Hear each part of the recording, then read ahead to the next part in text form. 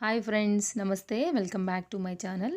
Friends, ఈరోజు నేను మీకు రాగుల గురించి చెప్పాలనుకుంటున్నాను. రాగుల గురించి మనందరికీ తెలుసు. మన ఇంట్లో ఆడవారం అనుకుంటాము రాగి జావ తాగాలి, వీక్లీ 2 టైమ్స్ అయినా, లేకపోతే రాగి అంబలి చేసుకుని తినాలని చాలామంది అనుకుంటాం. కానీ రెగ్యులర్‌గా పాటించేసరికి దాన్ని మర్చిపోతూ ఉంటాము. స్కిప్ అయిపోతూ ఉంటుందది. మనం ఫాలో అవ్వం.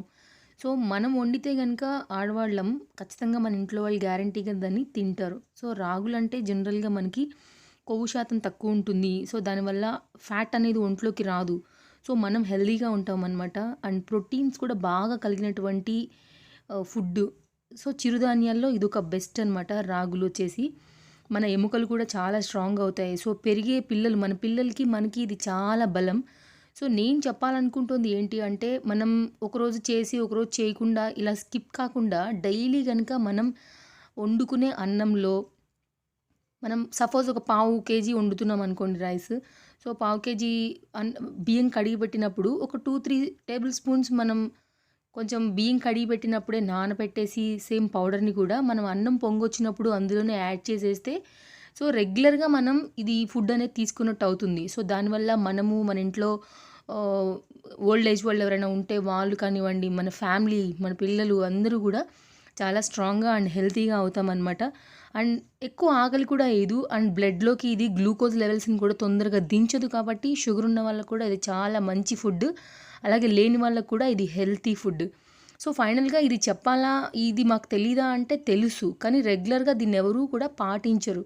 సో, కాబట్టి నేనేం చెప్పాలనుకుంటున్నాను, డైలీ మనం అన్నంలో గనుక ఇలా వండుకు తింటే మన పిల్లలు హెల్తీగా ఉంటారని నేను చెప్పాలనుకునే ఈ వీడియో చేశాను ఫ్రెండ్స్. సో, దీనివల్ల ఏంటంటే మనం ఎలా అయితే రెగ్యులర్‌గా అన్నం తింటామో అలాగే రాగుల్ని కూడా మన అన్నంలో మనం డైలీ మన ఫుడ్‌లో చేర్చుకున్నట్టుగా అవుతుంది.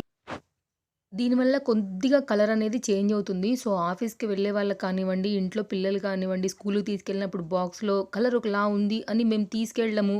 మాకిలా వద్దు అంటే గనక కనీసం వాళ్ళకొచ్చిన తర్వాతైనా కొద్దిగా పెరుగన్నంలోనో, సాంబారన్నంలోనో, పాలన్నం తింటే వాటిల్లోనో కొద్దిగా ఇది అనేది ఎంతో కొంత మీరు అలవాటు చేస్తే గనక ఇది వాళ్ళకి రెగ్యులర్‌గా అలవాటయిపోతుంది. సో, ఇది మన బాధ్యతే వాళ్ళకి వండి పెట్టడం అనేది.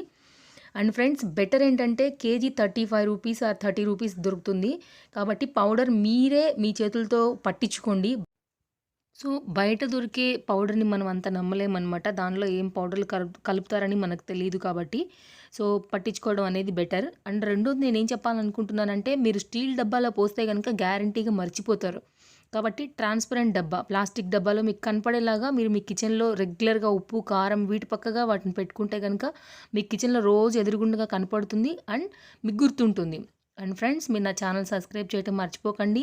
వీడియో బాగుంది అనుకుంటే ఖచ్చితంగా నాకు లైక్ అండ్ కామెంట్ పెట్టండి.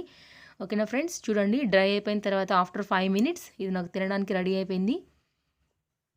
ఒకవేళ నైట్ గనక చపాతీలు తినేవాళ్ళు ఉంటే చపాతీ పిండిలో కూడా ఒక 2, 3 స్పూన్స్ మనం వేసుకొని కలుపుకొని తింటే కూడా బాగుంటుంది. ఓకేనా ఫ్రెండ్స్? బాయ్.